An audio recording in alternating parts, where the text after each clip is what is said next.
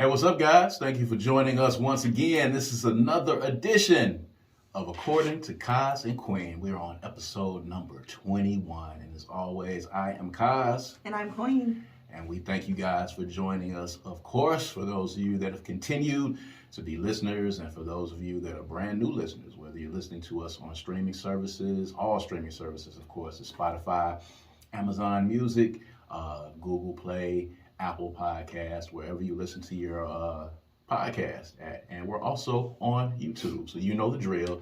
If you're watching us, if you see our bright, shiny faces right now, and you prefer to watch us on YouTube, what I want you to do is just look right there under my finger, subscribe to that YouTube page, like and subscribe, and share it with a couple of your friends, man, and make sure that you are checking out all of the content that is on that page. You're going to see According to Kaz Queen on there. You're going to see the Good Things Jackson show on there. You're going to see a lot of good content, man. A lot of stuff up for you to check out and enjoy. So make sure you do that and make sure you share it with your folks as well. This is episode 21, and this is another edition. And well, I got to put this disclaimer out there, of course. All right, got to put this disclaimer. Spoiler alert for those of you that are watching on today's show. If you have not seen Wakanda Forever yet, I would suggest that you log off, that you pause the video, or you refrain from listening to this episode of According to Kaz and Queen, because we're going to be talking about Wakanda Forever. All right, we're going to be talking about the movie and our thoughts on that epic Marvel movie. And we're also going to be talking today about grief and the process of grief, and how this movie kind of ties into that. But if you do have to get off because you haven't seen it yet, come back after you've seen it. Yes, come back after you've seen it, of course. So, of course, put it on pause, or, give yourself a little alert or a reminder for you to come in and check in. But today's show is going to be about Wakanda Forever. So, for those of you that have logged off, we'll see you guys a little bit later. But for those of you that are still here, all right, man, we saw the movie, and we're going to talk a little bit today about Wakanda Forever and our thoughts on the movie, and some of our thoughts on some of the themes that we have seen running through the movie, and how we can relate those things to our regular everyday life. Of course, these are conversations that are taking place between a husband and wife in the privacy of our own home that we bring to you guys. So, we kind of already talked about it, and the conversation got so good that, I had to cut it off because I didn't want us to use up all of the good stuff that we were coming up with, man, at home. I wanted to save a little bit of it for you guys for the podcast. So, Wakanda Forever, the latest installment in the Marvel series. This is the end of Phase 4. This is the sequel to the original Black Panther movie. And, man, it's a lot to take in. So, I'm going to step back for a second. And, I want to get your thoughts on the movie. We went to see the movie, the special screening. Shouts out to DJ Cujo and DJ Nasty Show in Jackson, Mississippi. They had a special screening, a private screening of Wakanda Forever, on Thursday, on last Thursday. So we were able to take that in, and we were able to watch that movie with, a few hundred of, our homies and close friends and people that we know, which is always cool. So we got a chance to take it in. Took the little one with us to take it in. And, man, I got a lot of thoughts, but of course, I want to get some of your thoughts on it. I think we need to compartmentalize, because there are lots of thoughts. There's lots of thoughts. Let's just generally talk about the movie, first of all, with the absence of Chadwick Boseman. Let's start there. Okay. There was a lot of speculation, of course, on how this movie was going to go without Chadwick being in the movie. There was a movement to recast T'Challa, the hashtag recast T'Challa that was out there. I was one of those people who felt it would have been prudent to recast T'Challa. I, of course, did not think that this was a point where, we should have lost T'Challa in the Marvel series. I think, there was at least one more movie in which we could have had him. So, characters have been recast before in other movies, in another series, and they have been successful. And I think that was something that Chadwick would have wanted. But I don't know what his last wishes were on that. So, watching it for me without Chadwick in it was an experience as well. But I think they did a very good job of, explaining his absence, and they did a good job of framing this story around his untimely death because, I don't think anyone was really expecting it to happen. You know what I'm saying? So I think in framing it in that fashion, I think from my standpoint, I think it was cool not having him in the movie. I would have loved for him to be there. His presence was there. His presence was throughout the movie.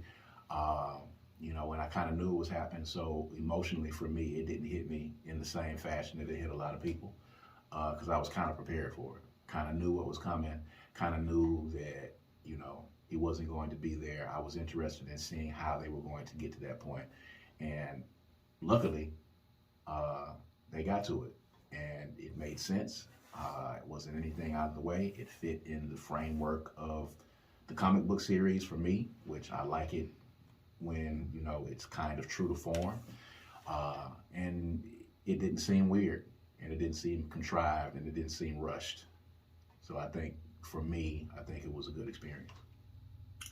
I definitely missed his presence very immediately, as a matter of fact. I could tell that there had to be some kind of really significant energy that he brought to the movie that was just his own, because it was missing.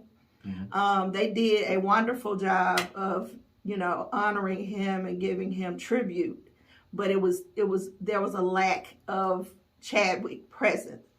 Does that mean that the movie missed something? Not particularly, but for me, I could tell that we were being brought along as the audience. We were being brought along with the cast and the crew of Black Panther in honoring a fallen actor, person, plus the actor who brought this role to life. Mm-hmm. I could tell that it was written in the mindset of honoring him, and that energy carried through the whole movie. Like, not just Black Panther, but Chadwick Boseman. Right. Like, that was very, very significant to me. And I felt really kind of a part of that process because we had not been able to honor him since his transition. We hadn't been able to honor him, that way together as a people, as fans of Marvel, as fans of Black Panther, as fans of Chadwick, so that was like our first time seeing something we know he would have been in. Mm-hmm. And I can appreciate that. And that sentiment, that energy was there from the very beginning to the very last spoken word of the movie. So I think there was a very deliberate attempt or effort made to honor this man and to grieve him together. Mm-hmm. As a society. Mm-hmm. And I think that they accomplished that.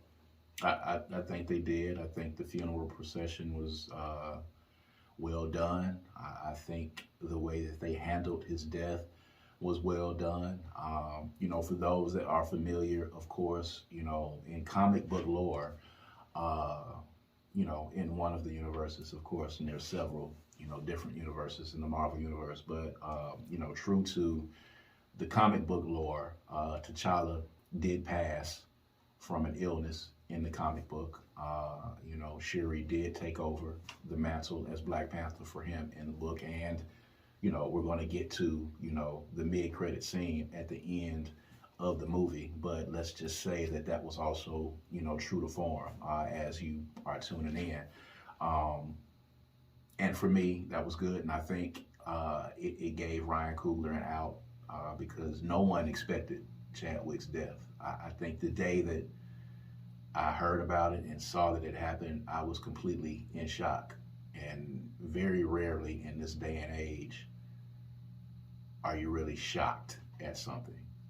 And to know that, it was a process over time because of the illness that he was suffering. And to know that, he had actually done some work and done some very notable work, as a matter of fact, while he was ill and didn't let anybody know. And, for this to just pop up and it being illness. I think it's a testament, of course, to his circle, first of all, but the fact that he didn't let anyone know, and his death kind of came out of left field. I think Ryan Coogler handled it very respectfully and handled it in a manner that I think is befitting, of course, as we talked about to Chadwick and his inclusion in the movie. His presence was still in the movie, even though he wasn't in the movie. You know, as we talked about, you know, the Black Panther, the character, the hero, does not make an appearance until well into the movie, much further into the movie. This movie goes a lot deeper than just your regular, you know, Marvel hero movie. And as a matter of fact, if it wasn't for the fact that this was a Marvel character, this movie could have stood alone on its own, you know, outside of that, because there's a lot of underlying themes in this movie. I saw someone, I want to get your thoughts on this as a woman, because you see a lot of crazy takes. You know, I've seen this was one of the most satanic movies that I've ever seen. The satanic images and the African imagery that is satanic in it. I've seen, you know, those posts. And then I saw a post from someone who was saying that they were disappointed in the movie because there was no real male presence in the movie, and the women in the movie were too strong. And where are the men in this movie? And, you know, where's the male presence? And, you know, where is this and that? And what old white man said that? It wasn't a white man. It was a young black woman that said that. I mean, of course, you know, that's crazy, the crazy takes that you see from these buffoons on the internet that say ridiculous things like this. But it was the powerful women throughout the movie for me anyway. Right. Right. Like, so I'm probably not the person to digest that, because I think it's just idiotic to say that we don't see enough of it. So if you want to know where it is, it's in Wakanda. Talk about that, though. I mean, say Wakanda. Yeah. So I mean, talk about that, because, you know, the presence of women, strong women, in this film, and you don't even think about it really. At least I didn't. I mean, the presence of these women was so strong that their characters stood out, whether they were male or female. I think Angela Bassett did an amazing job in her role. Shuri was great. The Dora Milaje were great. You know, Okoye and you know, her counterpart in the Midnight Angels, and we'll get to that as well. It was fantastic to me. I loved seeing it, and I love seeing strong women, and I love the way that, you know, the Queen basically picked up Wakanda and carried it and led them in their most tumultuous time. I agree. You have any thoughts on that? I mean, for me, from the opening scene, it was very apparent that it was Angela Bassett's time to shine. Mm-hmm. You know, it was I don't know, it was something very powerful from her, from the very first scene, mm-hmm. which set the tone for womanhood throughout the whole movie. And I mean, it just got better and better and better to me. I'm very excited to see what happens with Riri.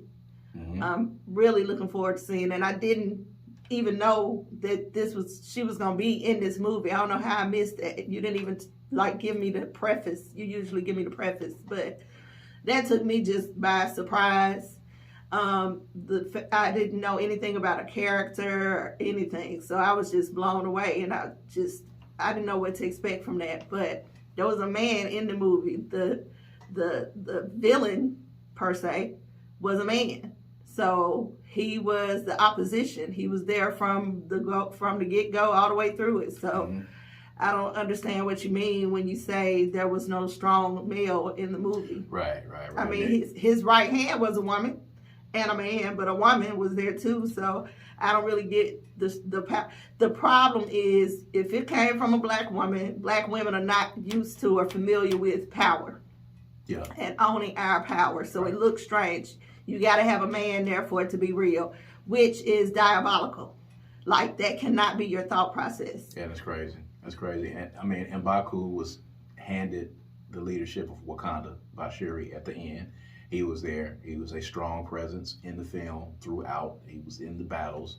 He was there. I know. Oh, is that what was happening when he said she sent him?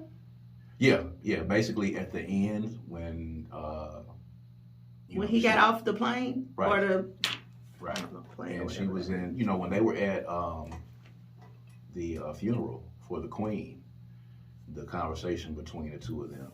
She was basically saying that I'm going to leave Wakanda to you because she had bigger fish to fry, and it wasn't something that she wanted to do. I missed that. I didn't hear that at all. That was. I heard him saying that her brother wanted him to watch over her and guide her like a mentor. Mm-hmm. Is that the conversation you're talking about? Yeah, well, that was another conversation. Basically, at the end, she wasn't taking the mantle of being the queen of Wakanda. That's not something that she wanted, and she gave that to M'Baku.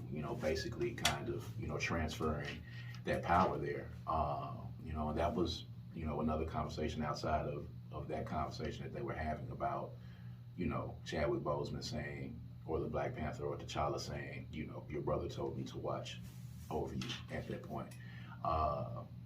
So I don't understand the thought process of there not being strong male figures.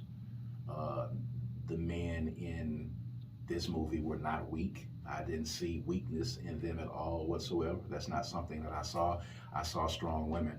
The scene with the Queen, with Angela Bassett when they were at the United Nations, the way that she stood up for Wakanda in the midst of being persecuted by the rest of the world, I thought was absolutely marvelous. I loved it because basically at the end of the day, she said, we were never ever really worried about vibranium falling into the hands of the rest of the world. We were particularly worried about vibranium falling into your hands, speaking to the white man and the white woman that were on the panel. Her concern was this power falling into your hands. And as we saw during the course of the movie, one of the biggest things was the United States trying to get their hands on vibranium and to get their hands on that power. And also trying to make, Wakanda responsible for, all of the killing and the deaths and the attacks that were happening at that time before that they knew of the existence of Namor at that time.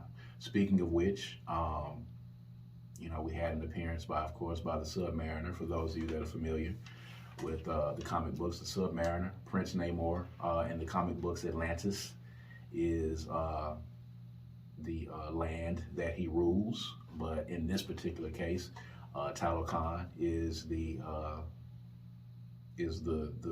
nation that he rules, the underwater nation that he rules, and it likens itself and harkens back to the Mayan civilization, steeped in Latino and Mexican culture, which I thought was very interesting. And I thought the mixture and the conflict between the two, I think was, pretty dope. And I think it spoke volumes. So, when you had your first experience and being introduced to Namor and looking at the dynamic that was happening, what was some of your thoughts?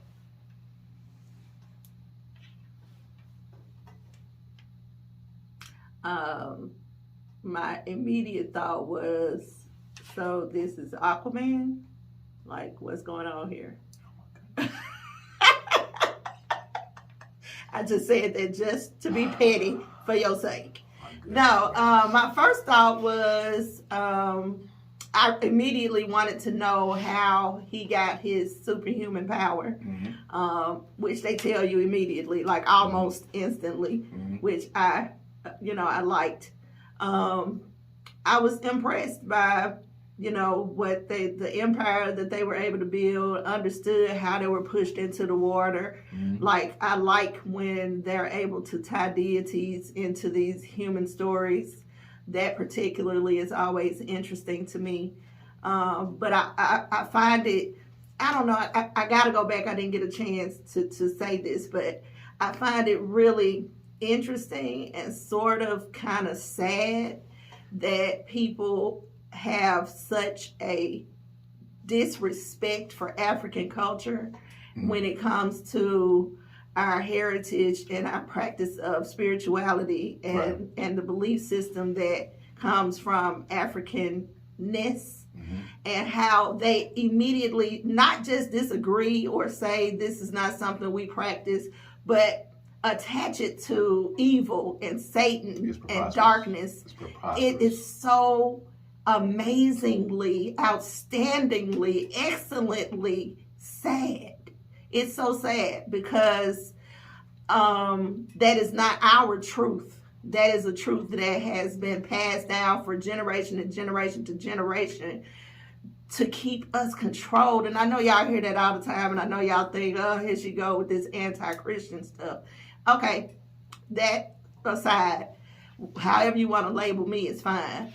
But where did it come from? Where did it come from? Can you tell me where that idea came from? That African culture, heritage, spiritualism is satanic. Explain that to me. Where did that idea come from? If it didn't come from Africans, where did it come from? It's almost the notion of, which is also one of the reasons that, a lot of people have problems with Christianity. And a lot of people have issues with the super Christians, because anything that they don't understand or they don't get or is not in line with, what they have read or quote unquote been taught, they immediately label it as satanic. And when you're talking about the two oldest civilizations that probably exist on the earth, when you're talking about Africans, when you're talking about Africa as the cradle of civilization for man, period, and you're talking about the Mayan Empire, these things existed before Christianity took place. These things existed before a lot of the religions that many people practice now. And to take something for black folk, we come from Africa. That is our heritage. That is our origin story. We emerged from the continent of Africa and populated other areas of the world, including the United States, whether it was by choice or whether it was by force. To say that your heritage, because this is your heritage, this is your history, this is where you come from, to say that it is satanic because you practice another religion, I think it's cheap and it's lazy. I think at the end of the day. And to hear that, it's really sad. But of course, a lot of times in the social media age, people are, trolling for likes, and they're trolling for shares, and they're trolling for the opportunity to have people to come on their thread and to argue back and forth. But, when I saw that post, I kind of dismissed it, because now it's to the point where you see this for every movie that comes out. Saw one for Black Adam, saw one for Black Panther. Any of these movies that come out that, have any of these kind of themes in it, immediately, people are saying, it's satanic, and the images in it are this and the images of that. And, we go beyond looking at things for the entertainment value. And as someone who, follows, Marvel's history and is a fan of Marvel and a reader of the comics and understands a lot of the lore that's associated with this, for this to come up, of course, when we have the black superhero, and then now we have one that, they're going to connect to Latino culture. It's just, it's crazy. Black and brown people have been connected through spirituality forever. This is not anything new. The Orishas from West African, the heritage, they hid their honor and tribute to the Orishas with new names and, Catholic names and deities, but they still African Orishas. So that was just to keep practicing our spiritualism. But now it is widely practiced in, Latina and Latino countries and by those people. But I don't want to get too far away from that. I just find it really troubling that whenever it's something that's our own, which is very, very minimal, but when it's something that's our own that we did not learn or take or have beat into us, it has to be evil or Satan. You should I challenge you to question why that would be so. Why would that be possible? Why would that be said? that if it's ours, if it's African by nature, by descent, if it's African, that some kind of way you can always tie it back to the devil and evil. Mm-hmm. That should be something that clicks in your head that goes, The fact that association is made, that if it's black, if it's African, if it's ours, it's bad and it's of Satan. Yeah, and, that's terrible. That's a wild take to make on it. But it kind of leads me into my next thing. One of the things that we're going to talk about, the theme of black and brown unity. I think this is one of the underlying themes in this movie. If you haven't had a chance to see it yet and you're still joining us, of course, spoiler alert coming ahead. The conflict that existed between Namor and Shuri, the conversations that they had and they took place. And Namor, and I was telling you, he was so polite in his directness in talking to Shuri. He was so nice. But when you got that kind of power, you ain't got to be mean. Yes. And of course, Namor's, did mention that he was a mutant. It was one of the very first times that the word mutant was used in a Marvel movie. Now that they have the rights to Fox and the X-Men, they had been avoiding that word mutant previously. Namor, the Submariner, is a mutant, and he described himself as such. Very powerful. If you're familiar with any of the stories or some of the stories in Marvel, strength and durability to rival Thor and the Hulk. He's had some classic battles against the Incredible Hulk in the comic books. He's just polite in his directness, such a gentleman in also threatening Shuri and the island of Wakanda and the country of Wakanda, and letting him know what was going to happen if they crossed him, and then also letting them know that I'm doing this because I'm protecting my people. Namor is kind of an anti-hero in the comic books. He's not good or bad. It just depends upon what side of the fence you're on with him. And in this particular case, he needed Wakanda to be an ally, and if they were not going to be an ally, they were going to be against him. It's the first time that we actually saw Wakanda attacked in this manner. I think even in Infinity War, when Thanos breached Wakanda and breached the outer shell and got into it, I don't even think it was as devastating as it was. Well, he wasn't attacking. Thanos wasn't attacking Wakanda. They was just coming to get in the Wakanda for the battle. Yeah. But I noticed that with both of the Black Panthers, the villains are not really villains, or there can be an argument made for whether or not they are villains. Right. In most Marvel movies, the villain is very clear, very, very clear. They evil, they selfish, they greedy, something along those lines. But even with Killmonger, who I will always go back to, Killmonger was a hero. In my opinion, you can argue with your mama. He was a hero, and to a lot of people, aside from the fact that he was coming for Wakanda, so was this guy. He was also a hero to his people. Right. His main objective was to make sure that the empire he built and the people that he led were not in a vulnerable position at any point. And he went to Shuri and to the Queen initially saying, look, we need to be together. And they were like, nah, Wakanda good. And he was like, nope, if you're not with me, you against me. So it could have gone another way, which begs the question, is it possible? And what would the world look like if black and brown people unified on a more significant level? Yeah. I don't even know that that's a common thought process. I know there's I saw a lot of black-brown unity during the fight for women's rights and abortion.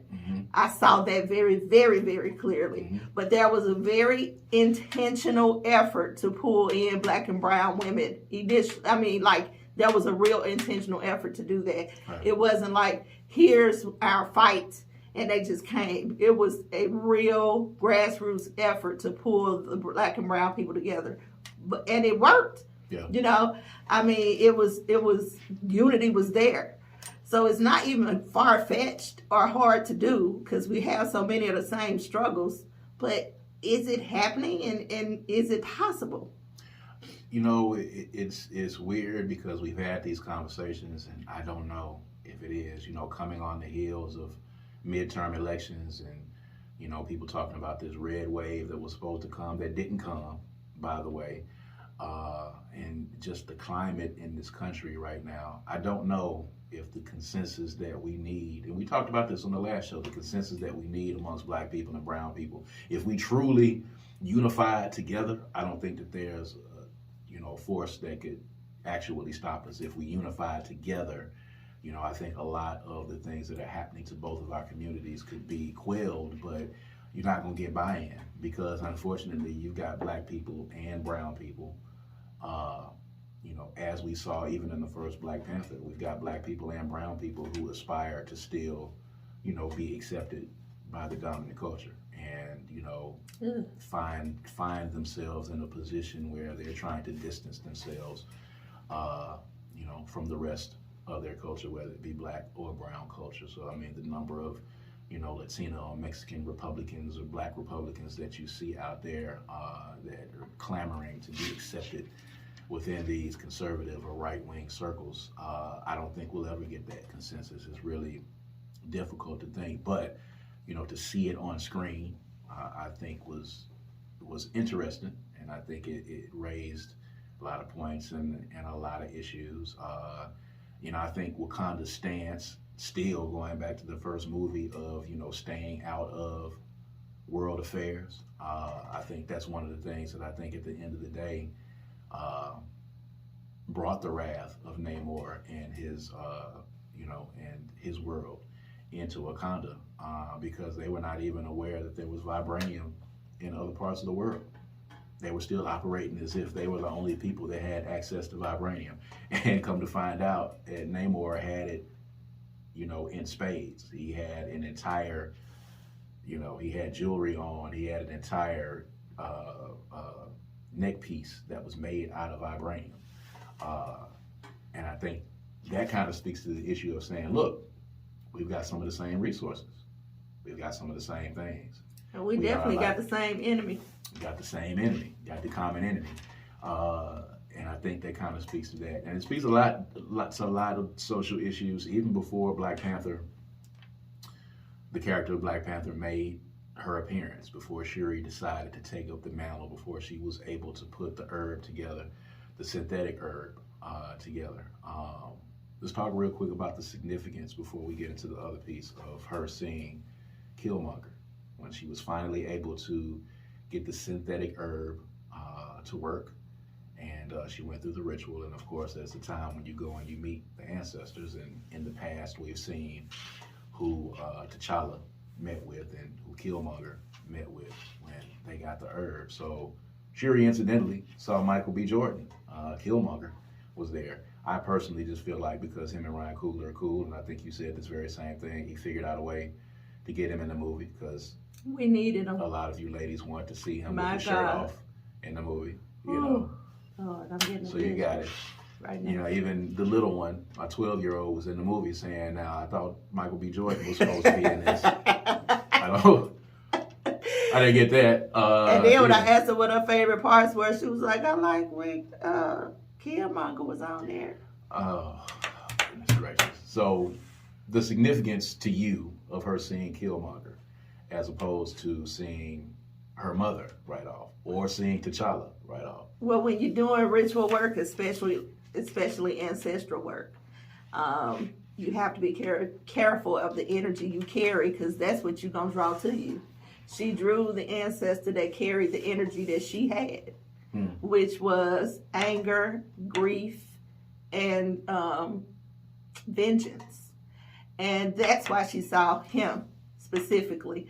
And she wasn't ready to see her mama or T'Challa. She wasn't ready to see them because she wasn't carrying that good positive energy. Right. She was strapped, draped, she was angry. In rage and anger and frustration. And, you know, she drew the ancestor of her bloodline who carried those same feelings and energy. And Killmonger went to his grave, be it water or land, went to his grave carrying that same energy.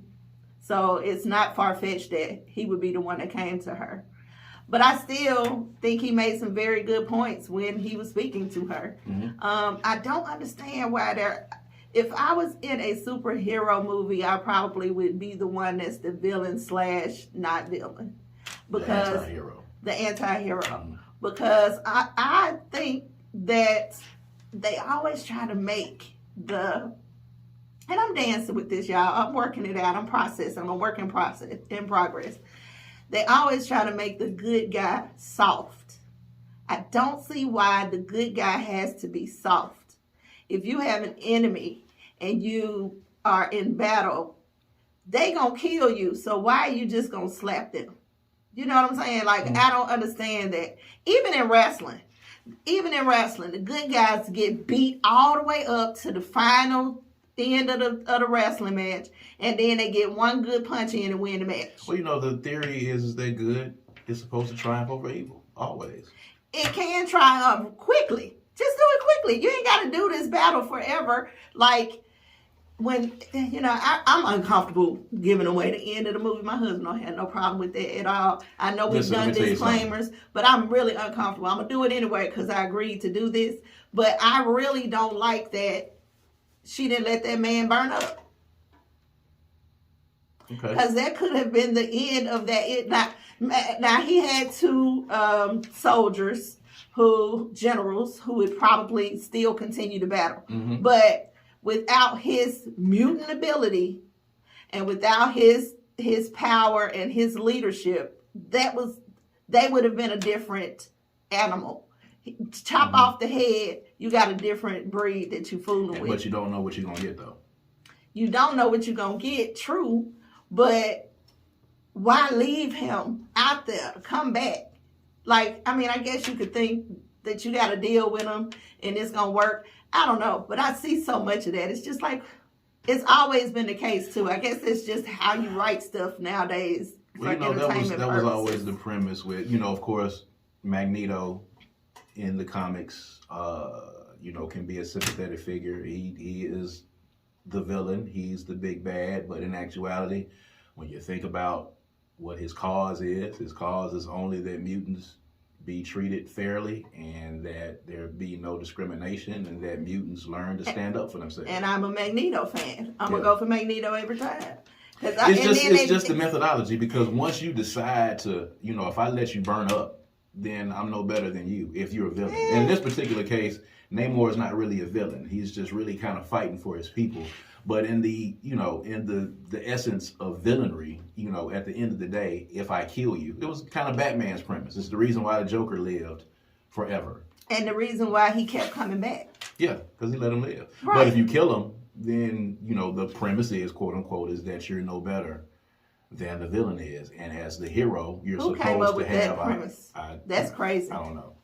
I guess they just needed to continue the story.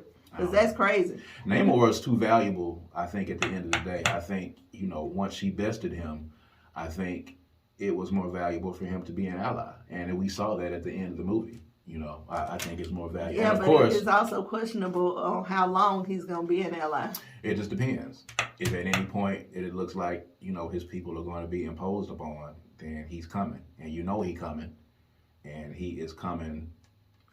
Well, at least now she knows how to fight him. Yes. They know his weaknesses and they know how to fight him. Yeah. So, And by the way, ladies and gentlemen, if you are watching this and or if you've tuned out or you come in and out, let me just say, when there's a movie out, and I want to speak to this because I think this is important. There's some of you who have gotten on social media and have said, I don't want to see any Black Panther spoilers for 2 weeks. Give us 2 weeks. Somebody said 2 months at one point. Somebody said a month. Let me tell you something. The statute of limitations for spoilers is the weekend, the opening weekend of the movie, okay? And it can be Wednesday in some instances, but in this case, from Thursday through Sunday, the opening weekend of Black Panther, there will be no spoilers, pretty much. And that's online. just to be respectful. And that is being respectful. When Monday morning hits, you need to put your snooze buttons on. Okay, that's when you need to start snoozing, people, because if you haven't seen the movie in the first weekend, then I'm sorry, I don't know what to tell you, but to ask people out there, first of all, how dare you, first of all, ask people to wait 2 weeks before they start talking about the movie online. Who do you think you are? Is what I want to know. Where do you get off? You know what I'm saying?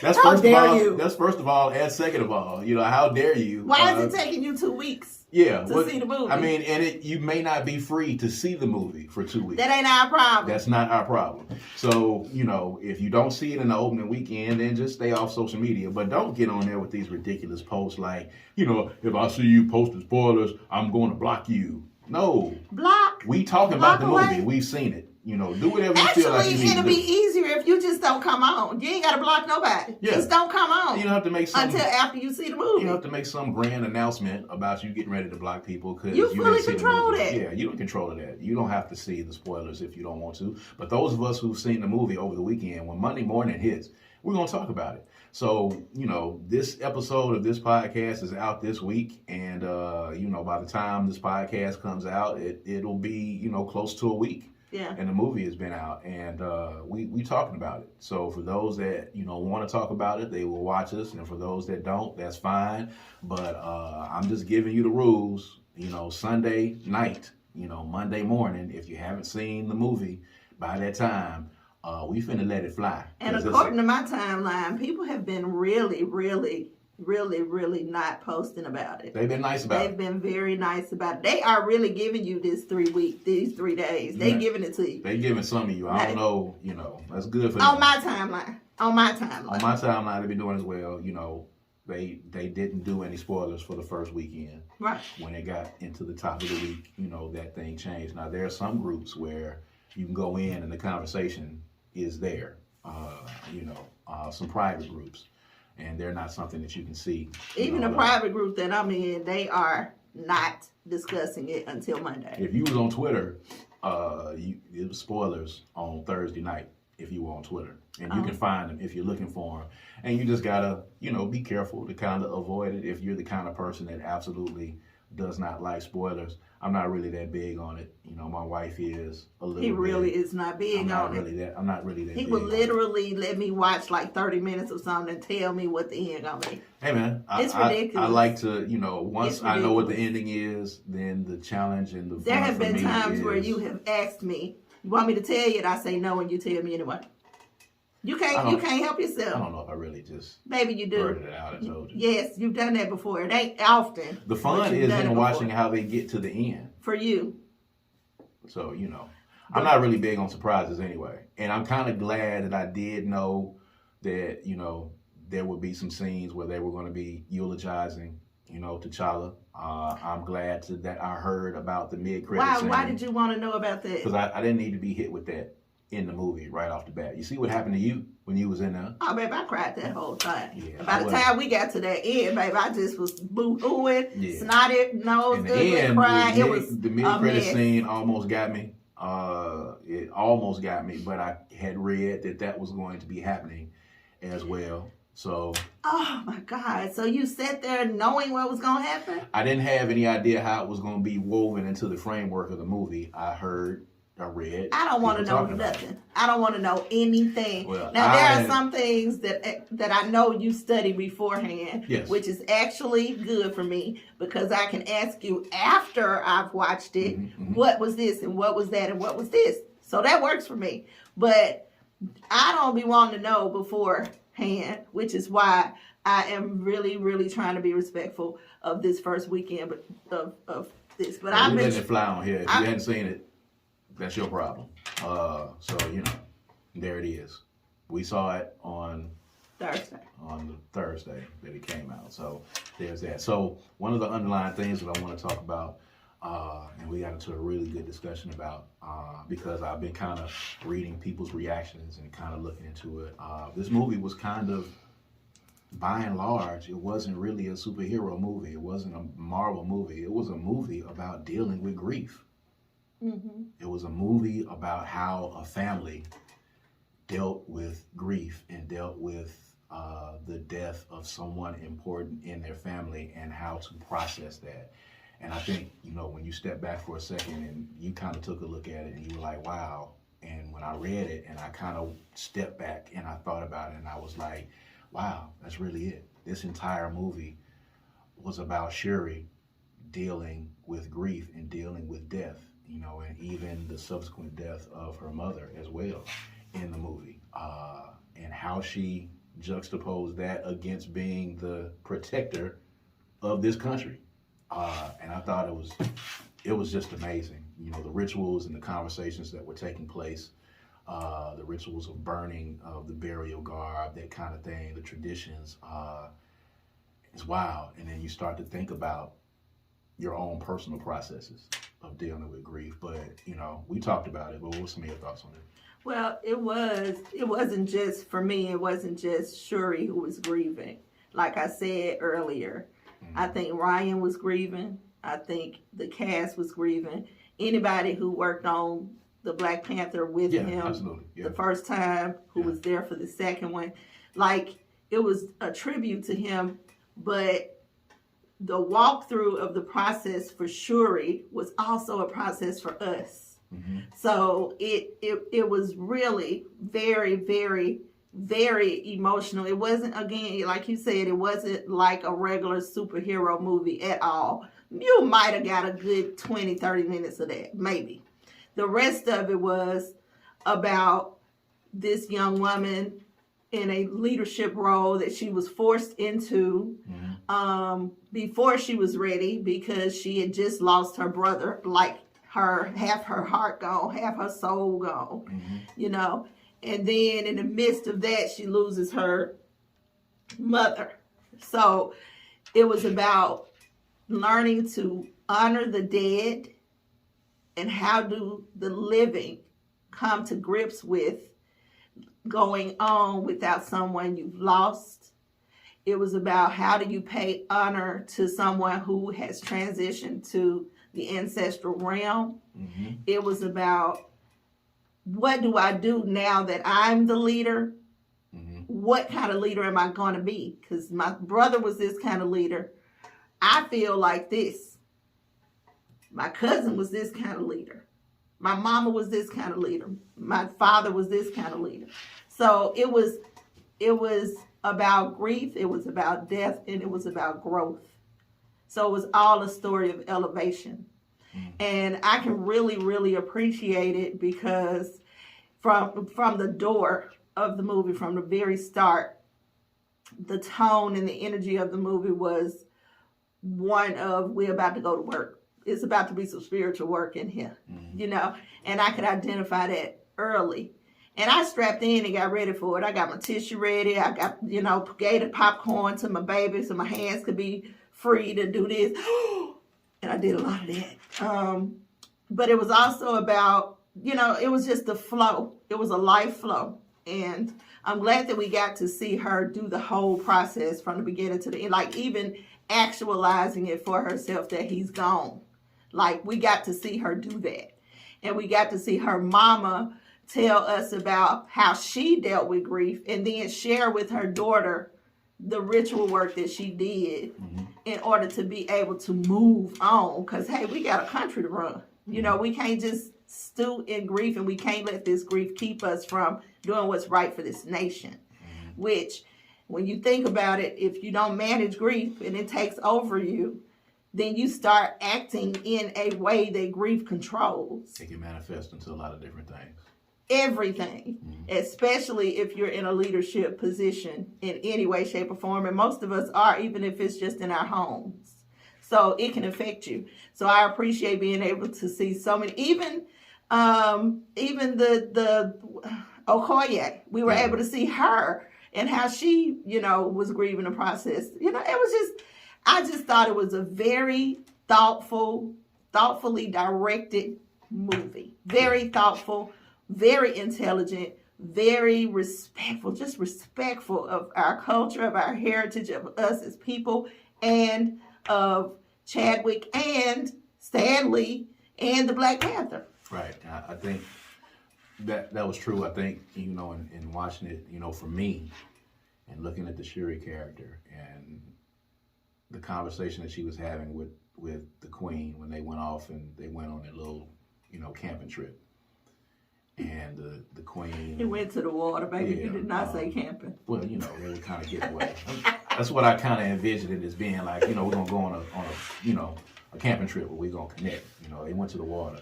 But, the mother telling Shuri that, this is how when King T'Chaka died, this is how I dealt with it. This is what we do. We bury and burn. We burn the burial garbs. We burn it, and it signifies that this is the end of mourning, and we're going to move on. And this is a physical kind of incarnation and a ritual to kind of signify what we should be doing spiritually. And Shuri was not ready for it yet. She was not prepared for it, and she kind of shunned the practice. And I kind of liken that to even my own experience. And that's why I said this is a strong testament to handling grief and dealing with grief and not wanting to believe or not wanting to come to grips with or dealing with the reality of your loved ones being gone and not wanting to let go, because letting go and ending your mourning and moving on with your life sometimes feels like you are forgetting about their presence, and sometimes you're forgetting about those people, and it's really just a symbol of kind of moving on. And burning the burial garb is just saying that we're going to leave this where it is and we're going to move on and move forward. We've got an entire nation that we've got to take care of. Or what if your family? I have a family that I have to take care of. In our instance, kids that we have to take care of. Both of our parents are gone.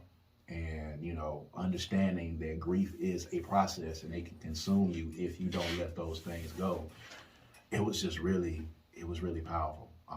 And then her, coming to grips with the fact that, I'm going to have to be the protector of Wakanda, and what I'm going to do, I'm going to have to move forward with this and these decisions that have to be made. And in a lot of instances when grief happens and death happens, there are decisions that have to be made, because there are people that are going to be looking to you, whether it's a spouse or whether it's kids or whether it's an organization.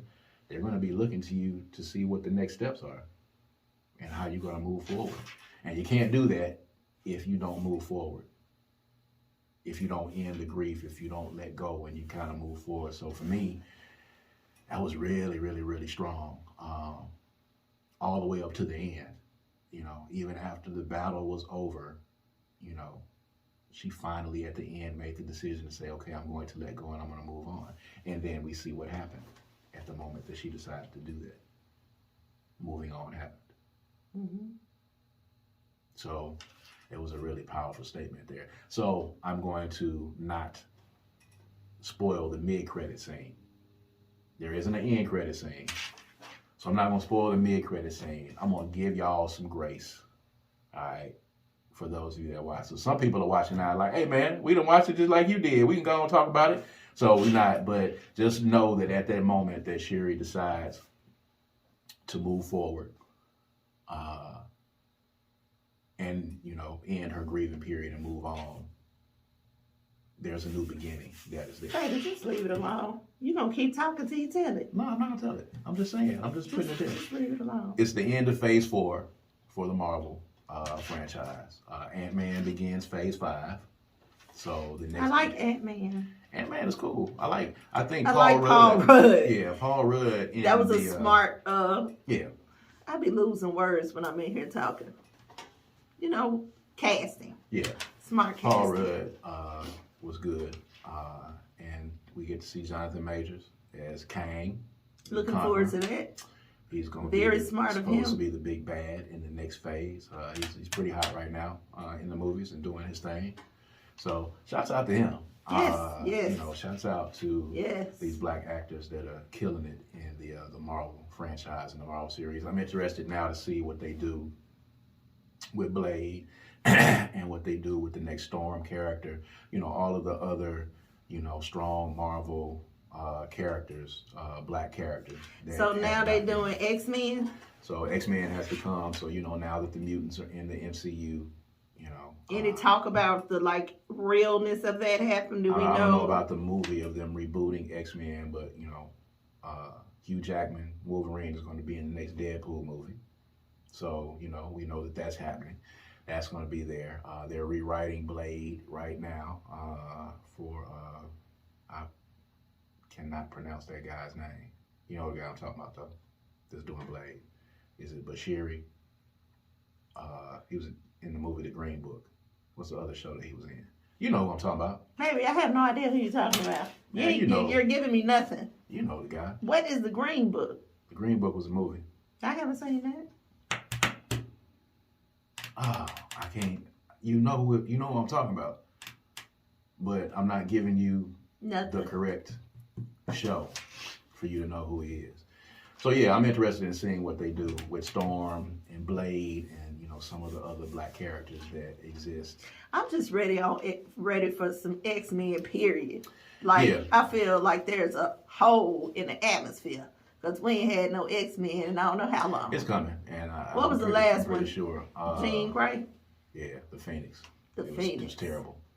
Apocalypse it wasn't terrible. It wasn't. The rise of the Phoenix, whatever the fuck it was. It was terrible. It was not terrible. It wasn't. They were just phoning spectacular, it in. But it wasn't terrible. Yeah, they were just phoning it in on those last two, man. And I'm glad that Sony let that go. And I'm glad that Sony has let Marvel be included in the Spider-Man series because now that can be done like it needs to be done. Things should really be getting really, really, things are heating up with all of that. These movies should be popping. Yeah, we're going to see. Black Panther opened. It was the second best opening of the year for 2022. Opened slightly behind what Thor did, but, that's cool. Oh, that's not good. It was Thor. People went to see Love and Thunder, and then when they got there, it was like, okay. But so, they were excited about it. Before we get off, I want to ask you a question, and then I'll answer. I really don't like making this comparison, but just for the sake of a conversation, what do you think about 2 versus 1, Black Panther?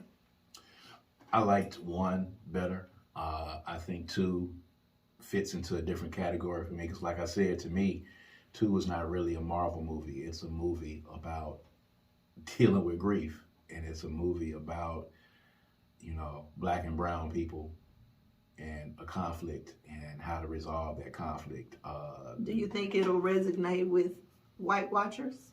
White Marvel fan watchers? We've already seen the comments, and I don't even want to give it a lot of life, but we've already seen the comments. We saw them when the first Black Panther came out, and we see them again with this Black Panther. And I got to show you this video. It's on TikTok. I got to show it to you. This guy did... he did a survey, or he did a graph, he did a chart that kind of chronicles the reactions to all of the Marvel movies.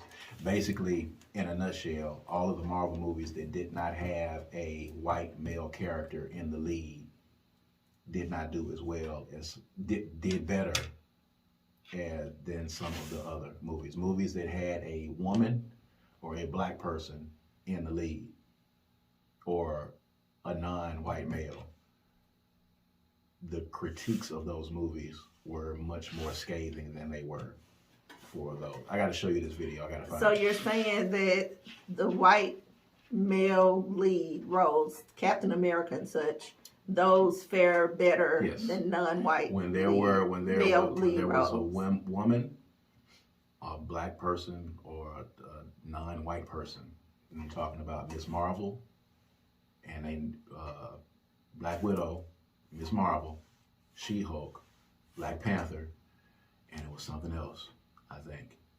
Those were heavily critiqued. The critiques and the scores on Rotten Tomatoes were a lot worse for those movies than they were for the movies that had a white male lead.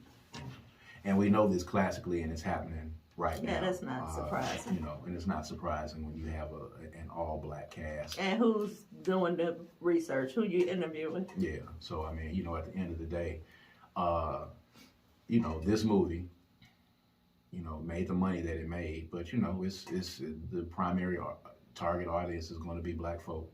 You know what I'm saying? And a lot of it is going to be black folk who are not Marvel fans. They're being drawn to the movie. For sure. Like, you could watch this last one, this number 2, and not know a darn thing about Marvel or any superhero at all. Which I think is what makes it good. The amount of Black Pantherism that's in this movie is so minimal. Like, you could blink your eye and miss it. It's very minimal. The amount of time that Shuri even has the suit on. Yeah. But for me, 1 versus 2, 2 was good. 2 was good because it's always good for me to see black people in power, and it gets illuminated to a significant degree when it's black women in power. So it was wonderful for me, but it did not top 1. No, I don't think anyone. It didn't top 1. We never experienced Black Panther before, and we will never match that again. Right. So to that regard, I will always say Black Panther 1 was better, but it was a different experience than 2. But 2 was not 1. No. 2 was 2, and 2 was cool. But I think that's where the comparison stops. And the series is going to continue, you know, of course, in some form. I don't need to see Shuri again in that suit, though. I'm cool on her not being Black Panther ever again. I think it's going to morph. You know, of course, we'll probably, you know, the word is that the Midnight Angels or the Dora Milaje is supposed to, you know, get their own Disney Plus TV show. Oh, yes, God. And that'll be pretty dope. But anyway, yes, if God. you haven't seen wonderful. Wakanda Forever, please make sure you do so. We just want to talk about it today and talk about grief and talk about some of the themes that, you know, were throughout the movie, outside of, you know, the Marvel themes that run through the movie. So if you haven't seen the movie, please do. You know, if you have seen the movie and you like what you heard here, leave some comments. Let's talk about it. We can keep debating. We can keep having a conversation about this movie. We'll love to. It's a lot of underlying themes, a lot of Easter eggs, a lot of things going on in this movie. Man. I'm definitely going to have to watch it again. Yeah, we got to watch it again. It's definitely a repeat. So, at any rate, again, this is episode 21. I am Kaz. And I'm Queen. I just want to remind y'all, if you are dealing with grief in any fashion, don't do it alone and don't ignore it. You have to go through the process. So I'm Queen, and this is According to Kaz Queen, and we'll see you guys next time. All right, peace out. Peace.